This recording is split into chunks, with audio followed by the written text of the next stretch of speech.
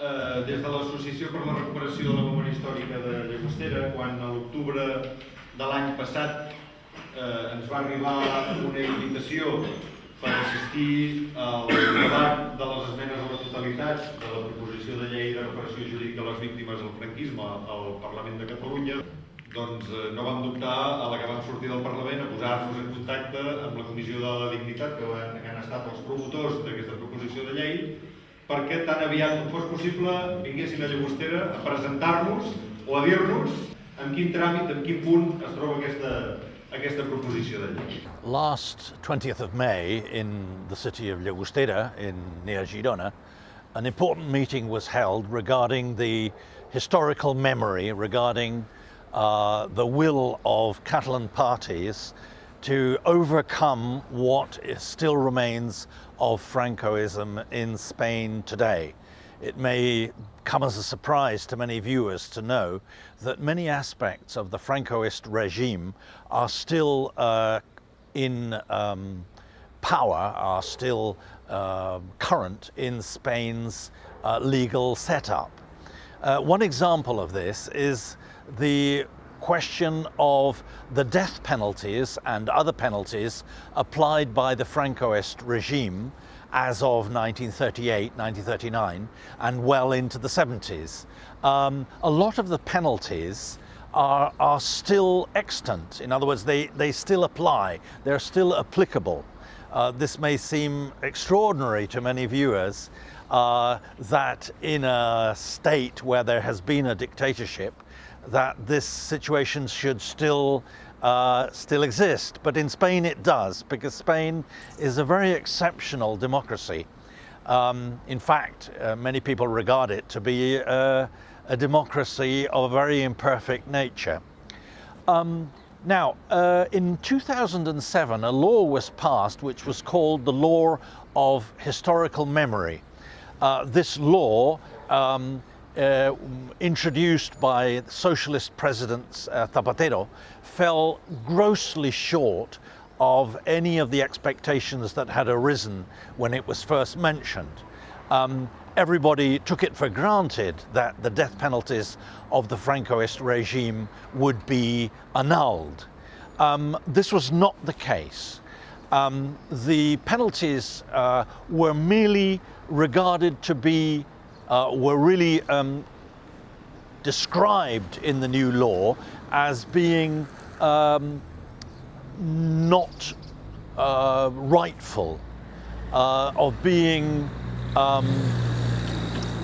not applicable, but they were not technically annulled, which for any person in the judiciary would be unacceptable. Any lawyer, any judge in Europe would take a look at what has happened in Spain and reach the right conclusion that in fact the penalties applied by Francoism are still current, they are still in force. Now, why did President Zapatero deem that these penalties could not be annulled? Well, he said something absolutely hair-raising. He actually said that to annul these penalties would be to put in question today's legal setup in Spain. In fact, saying that the legal constitution of Spain today would be put into question and would be knocked in some way by this new legislation, which of course raises serious doubts about the perfection of Spanish democracy today, in that to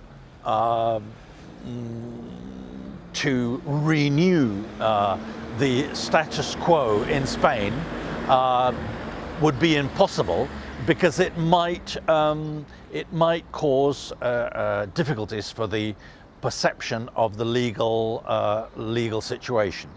Now, the other day in Llagostera, you'll be seeing images of this, we had an important event at which members of 3 political parties that constitute the majority of the Catalan Parliament came together to explain the new law, the new bill that is being put through the Catalan Parliament to put things right. This bill has as its star feature the need to effectively annul the death penalties applied by the Francoist regime. This may seem very logical and very normal to a viewer in the north of Europe, but here it will be seriously contested by the Spanish state. I think many viewers, many journalists are sort of very expectant of what may be the turnout of this particular situation, because in a few months' time we may be coming up with a situation in which the Spanish government is actually turning down and constitutionally confronting a law of the Catalan Parliament that has laid down that it is necessary to annul the sentences. So really what the Spanish constitutional setup will be telling us is that the death penalties applied by Franco will still be considered and must still be considered in force. And I think this, for many European Union members, for many democratic Europeans, will be particularly hair-raising to observe. In the images you've been seeing on TV, we have moments in this important event which was held in Llagostera, because Llagostera is one of the cities in Catalonia that lost its mayor to a firing squad. In other words, the mayor of Llagostera, as so many mayors in Catalonia when the Francoists came in, was actually executed after a real fraud trial at which his chances of defending his position as mayor were almost null.